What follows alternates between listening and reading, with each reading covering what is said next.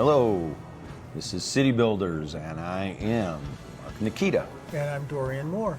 All right, and we are here to talk about pedestrian streets and not streets. Right. where, if not on the street, where will we be? Yes. Up or down? Right. We're here to talk about pedestrianization and how we look at whether it's at the street level, underground level, or above ground level. What works, what doesn't, and what are our insights into those locations. I guess we should say where we are since we're on the street. Yes, we Kinda, are. although we are inside. Yeah. This is the corner of Yonge Street and Adelaide. And we are in downtown Toronto.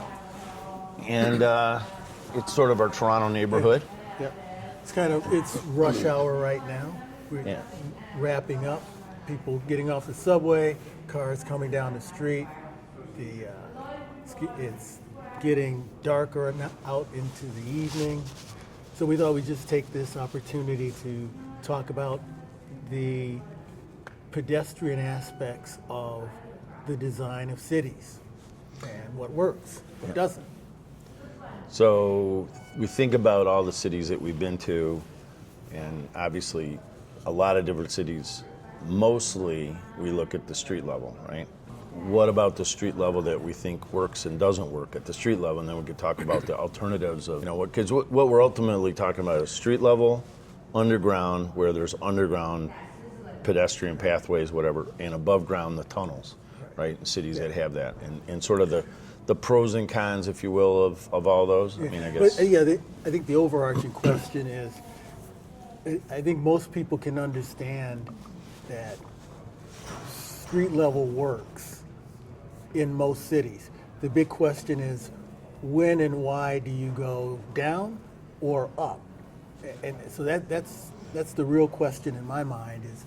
And where it's been successful. Where it's been successful. Or not. Yeah, exactly. Or not successful, which we've seen both. And one of the things that we could probably sort of contrast is, here in Toronto, as we know, they have an extensive underground network called the Path, which is very successful. Well, and it's very big too. I think we should point out that, from what I recall, last time I checked, that they claim it to be the largest contiguous shopping center or shopping, I guess, complex in the world. Interesting. And I mean, I think that it's either the biggest or close to the biggest. We know it quite well as we've walked almost all of it. Well, I assume we've walked all of it over the years. Yeah. And since this is one of our home bases here in Toronto, that's like, I guess, one of the most known alternative path, if you will, that we're aware of. Yeah, I would say that's correct. One of the things, as I just think about it, and not to jump around too much, but if you contrast it with some of the places where you have above ground systems, like we were talking about Minneapolis earlier. Yeah, there's Minneapolis and Calgary, and there's a few others that have notable ones. And one of the differences here is, and you touched on it, is that it's contiguous, right? There, in those other cities, because of what they're trying to do, you have outside links that are basically corridors that are linking buildings, as opposed to what we have here, which is this continuous path system with retail all along. Sure, there are a couple of areas that don't have retail on it, but for the most part, it feels like it's one whole thing as opposed to a bunch of connected pieces. Right. Yeah, that's a very good point, because I think the design of the path, the Toronto system, is when you're in it, it doesn't feel like a series of pieces, even though there is a distinction between buildings and the design and the materials they use and all that. But it feels like one big complex that just happens to be underground with no windows and all that. And I think there's very few areas that have really nothing there, which are blank walls and what have you. Although we should point out that the path is above ground at times. True. Because there are areas where, because of a number of physical conditions or whatever, they couldn't really build it underground. So there is an above, like around the arena, Right. And then down toward the water and down to the harbor and a couple of other spots, it goes above ground. But Right. it's generally rare when that's the case. But it's a continuation of the path, and when that happens, there's still retail at the upper level. Right. I mean, it continues to have retail and or services at the upper level while it's connected, as long as you're in the path. Right. And I'm going to go back to the Minneapolis comparison again because I think it's very. Well, it's one of the most well-known. Right. Yeah, surely. But when you think about that, you have the connection at the upper level, whether it's second level or wherever it happens. But in many cases, you enter at that upper level, but it's a two level situation of second floor retail that typically is really more commercial than it is, places to buy clothing or things like that. It's really more commercial at that level and then more traditional type retail below. So it's a two-story situation where here the path works generally, other than those areas where it has to come up for air, we'll say, Yeah. it works as one level of predominantly retail. And so that's a difference. And I think that's part of what takes away from that upper level situation in a city like Minneapolis. Mm-hmm. Yeah. Yeah, and I guess we talked about the fact that it's supportive or beyond just what's at the grade level. So it's above. You always have grade level activity. Sometimes there's more or less of it when you have these upper and lower situations. And I think it's one of the biggest criticisms that we hear is that why would you be up or down and put retail and things up there when you need it at the street level? Exactly. And that's consistently the one argument. And I think that's a valid argument, whereas a lot of places that doesn't really, it does hurt because you can't have, especially now as retail is becoming more challenging, you can't have retail everywhere. Can't be Right. up and down and below and at grade level. And then are you killing the street level retail because you're putting it upstairs or down below or whatever? So I think that's one of the biggest criticisms. And of course, what we've seen is successes and failures of that. Yeah. One of the things that I think we haven't touched on yet is the why behind it. Yeah. And really, the major one is that we always hear is the weather. And validity of that is, it's debatable, but usually going up, like the Calgary, Minneapolis, is because it's so cold or there's so much snow. You can't always have things at grade level. Right. But we see those cities are the exception Yeah. rather than the rule. You look at Plenty of cold cities with ground level. New York, ground- yeah. Chicago, every Right. city in Europe. Yeah, every city in Europe. Yeah. Yeah. Philadelphia, Boston. Right. And on and on and on. Right. Yeah, and then there's the other extreme, which is the southern cities that are Yeah. extraordinarily and, in my opinion, unbearably hot. Right. And so they have the other extreme, which is the streets are very, very hot for so many months a year, and in many cases, some of these cities, you don't have a lot of coverage in terms of, Right.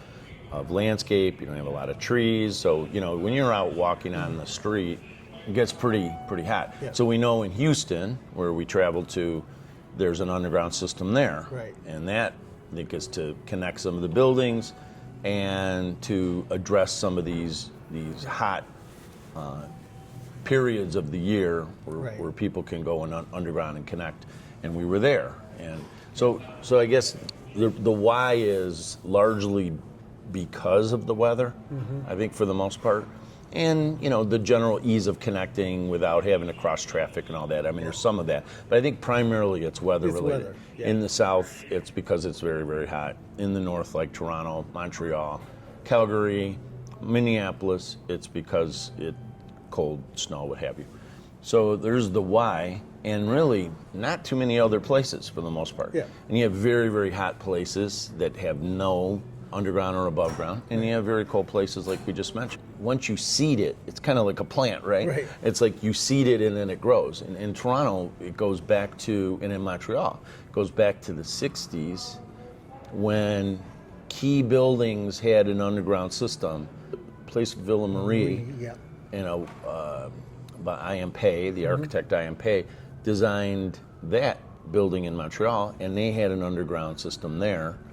And then another building gets built nearby, and they want to connect so that, that there's a, you know, understandable, logical connection. I want to be connected to that, so I build a building and connect it. And here, it was Mies van der Rohe in the mid-'60s who designed the Toronto Dominion Center, right? And then again, another building builds next door, and they want to connect it, so it sort of grows.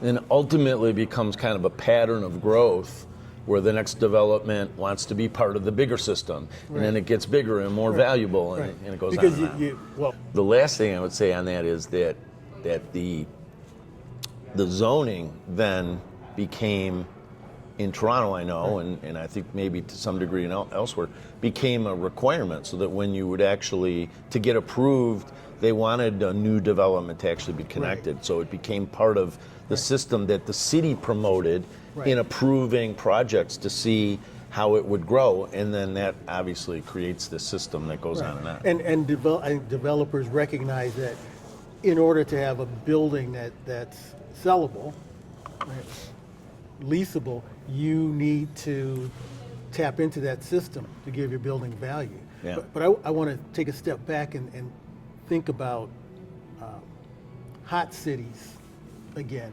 And it brought to mind the fact that we don't do in city design, building design within cities, these design things that could provide that comfort. And I'm thinking like buildings with arcades to create shaded areas for people to walk. So incorporating, like you see in Europe, like in you a see lot of in places, buildings. in South America and other places. You see them incorporating that design. We don't do that because we're so focused on the interior air conditioning systems as an escape from the outside. Solution versus the natural solution. Exactly. Yeah. And so I think that's a big issue that we that's don't a great talk point. about enough in these hot climates. Mm-hmm. And so I think we have to, and I was thinking that as we were walking around the city today, we need to bring back the arcade, and the arcade done correctly. Because what we see today is arcades that aren't really useful because they're too small and don't really have interaction with the retail. But that's another podcast. Right, that's a good one. Yeah, I think that you think of cities in, for example, Italy comes to mind, where there's a great example where there's many, like Bologna, for example, a city that is about arcades. I mean, everywhere you go, there's arcades, and it's really a mechanism to cool people as they traverse the city without having to go underground, without having to go above ground, and without having to use air conditioning, because when these buildings were built, they didn't really have that. Exactly. So they were designed to be naturally cool or what have you. So it's an interesting design element that goes to the whole idea of designing for the climate, not simply designing for an artificial solution, a natural climate-oriented solution versus which is again, like you said, it's a whole different podcast that we'll get into that at another time, right? Good idea. Yeah, I think the way we want to look at cities today and the pedestrian in the city is that whenever possible, of course, you keep them at grade. And I think it's instructive when you look at Toronto again that it's not, it's gone beyond anything having to do with weather or anything like that. It's an economic and market system, and that's important. And there aren't a lot of cities that can do that. You have to have a major city to do that. And the other thing that we didn't mention is part of the reason why it works so well is that all of those undergrounds are directly connected to buildings above. Right? So there's the ability for workers to go straight down and go into the system and take advantage of it. And that's vitally important. Yeah. Well, I think it goes to the sort of myth or the I don't know if you'd call it a myth or the assumption that when you have underground or above ground, the street level dies. Right. And I think it's an interesting point, given that we have a visual aid here, if we Right. will, of a current circumstance. Exactly. We are sitting directly above the path. Right. I mean, the path entrance exit is literally 20, 30 feet away, right? Right. So there's an entire system that's below us, and the couple of things that I think there's sort of misrepresentation by some that would say that when you have underground or above ground, the street level dies. Right. Well, I'm looking out, I'm seeing dozens and dozens of pedestrians Yep.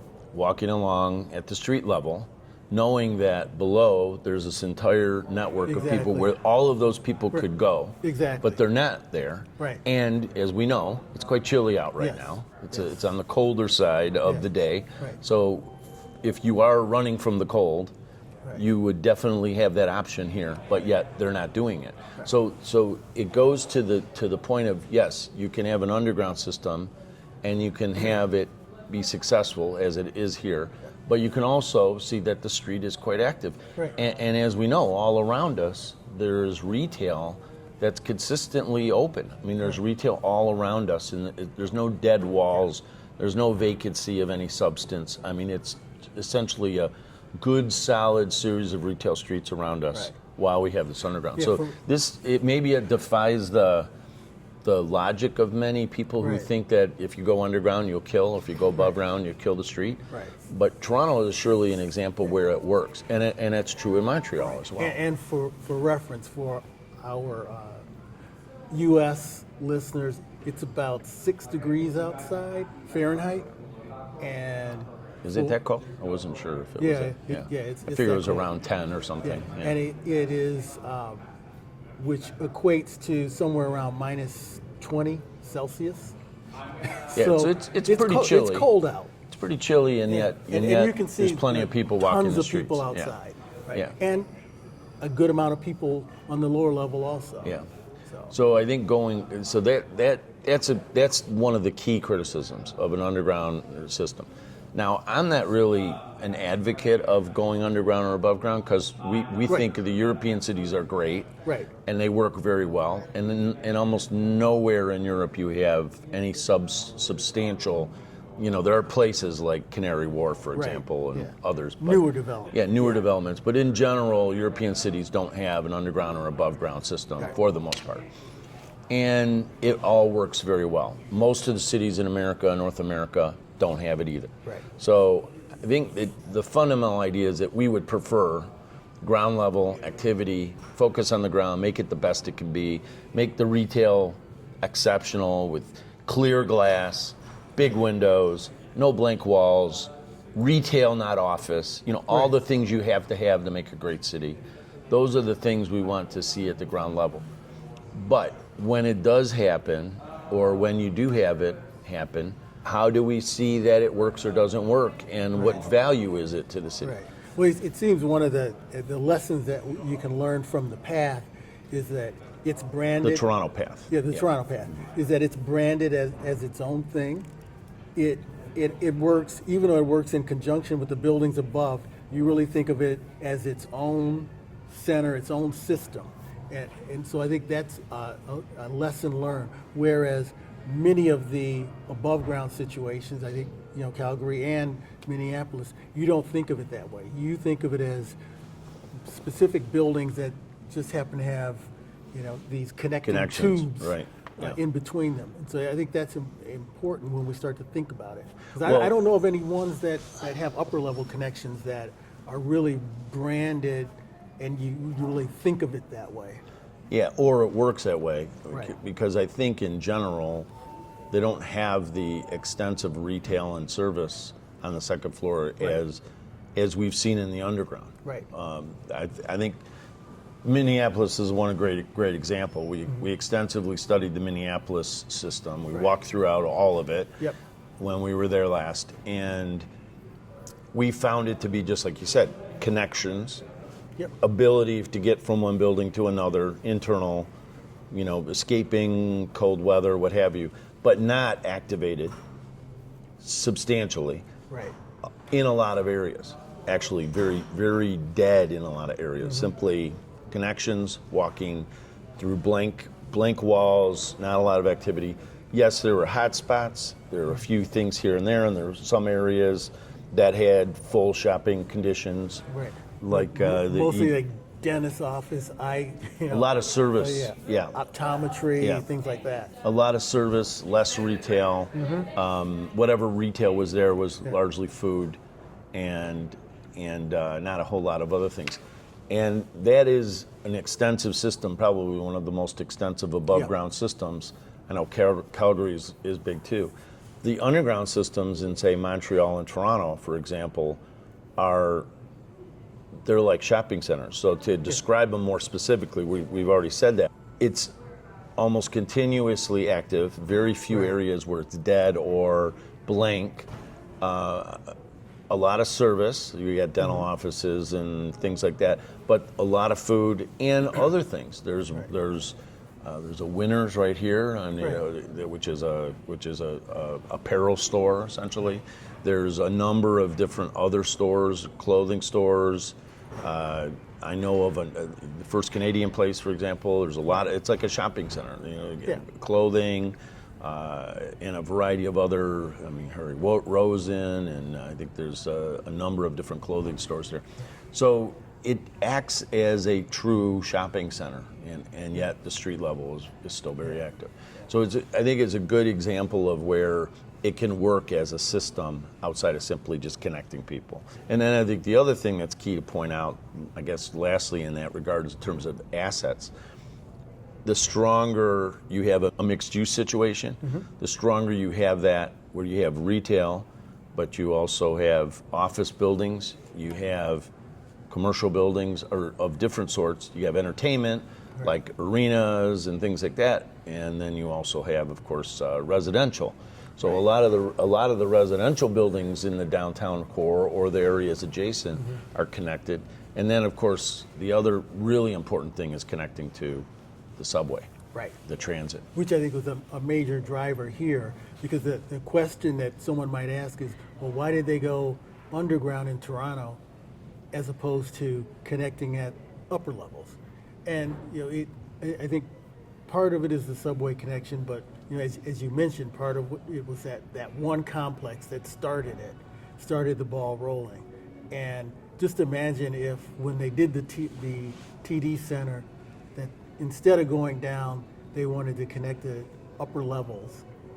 It would be difficult because of how it's set up. You'd have some pretty long gerbil tubes to get over to some of the other buildings. But I think that decision had a profound effect on the urbanism here. So again, a lesson learned, and I think it's something we've studied intimately for the last 40 it's years been at many, least. Many years, Well, we definitely have been coming to Toronto since we were kids. Essentially.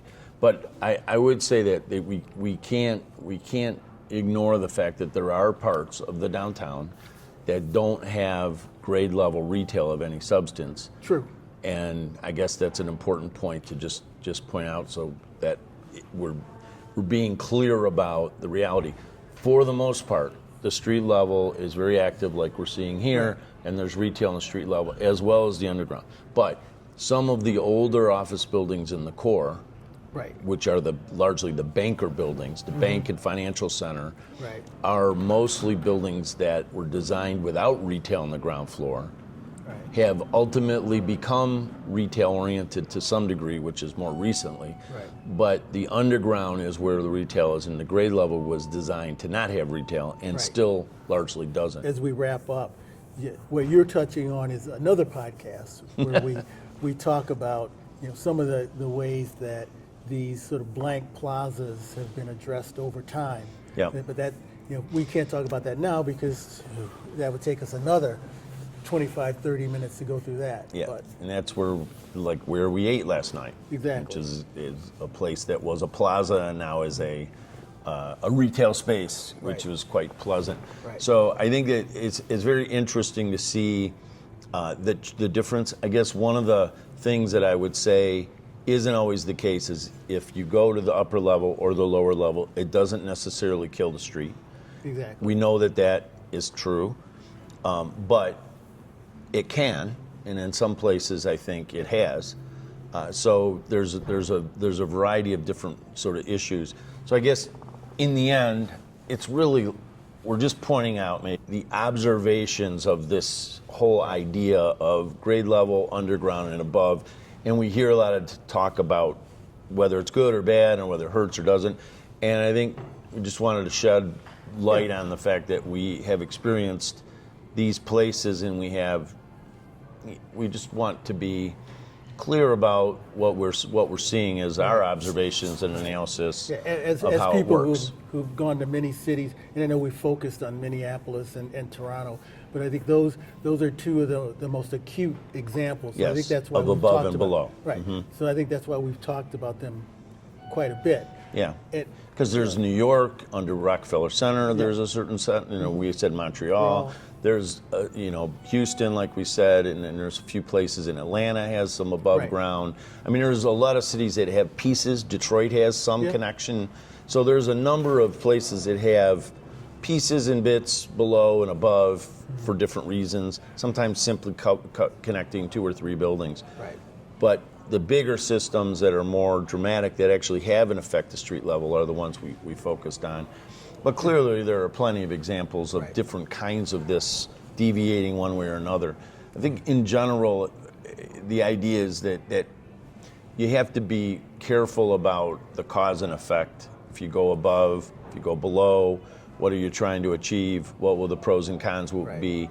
And the realities of there are successes. Right. And there are failures. Right. And I think that you have to be aware that it can work, but it can also not work. Right. And how does that affect your And city? that's something that we look at, no matter what we In most things, we check yeah. out what works and what doesn't. Yeah. So- And in many cases, we learn a lot from what doesn't work, right? Right. And so I guess with that, we'll wrap things up here. Yeah. And we will be back for another podcast. We've already thought of a number of different topics. I think we on this one. introduced 2 or 3 just talking about this. Yeah. So hopefully you got as much out of this as we did, just thinking about everything. And just remember what we always say And what we'll always do is walk the streets.